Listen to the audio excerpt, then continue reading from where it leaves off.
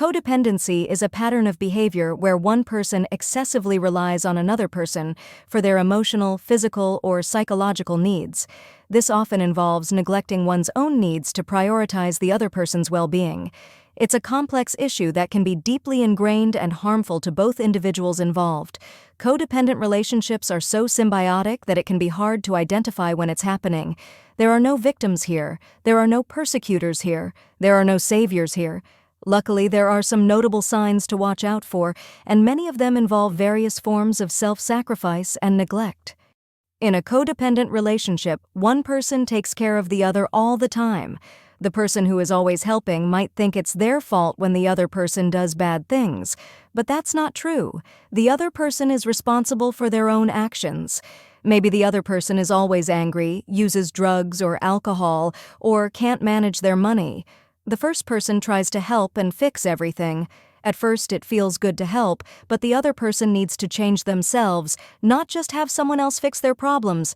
This makes the relationship unfair because one person is doing all the work. You want to change who they are. Everyone is different, and it's okay to like different things.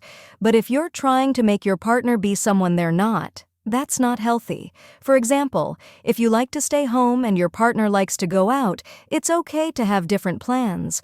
Trying to make them stay home all the time or forcing yourself to go out all the time is not good for either of you.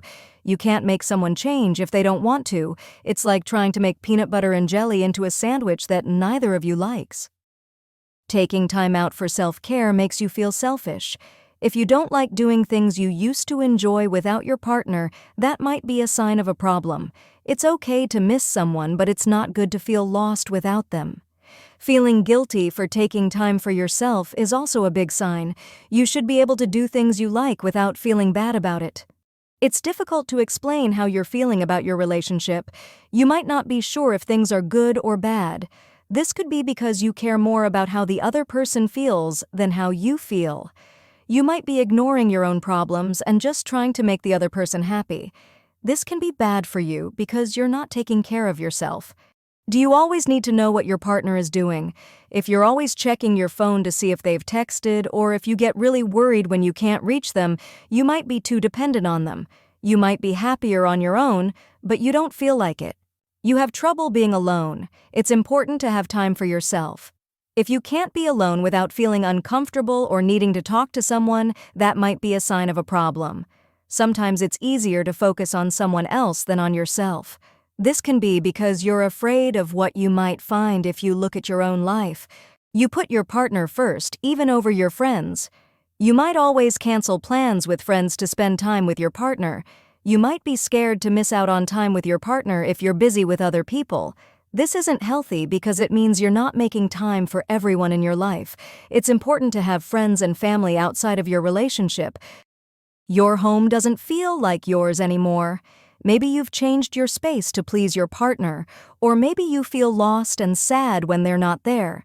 If your home doesn't feel like a safe place without them, you need to make it your own again. You should feel comfortable and happy in your own space. You feel like you're asking for too much. Do you find yourself holding back what you really want or need? Do you think you're being too demanding even when you ask for small things? Does it feel like your ideas or feelings are always shot down? It's important to be able to talk openly with your partner, but if you're always made to feel bad for sharing your thoughts, something isn't right. This might be a sign that your partner isn't listening to you or respecting your feelings. When you try to set limits, things get worse.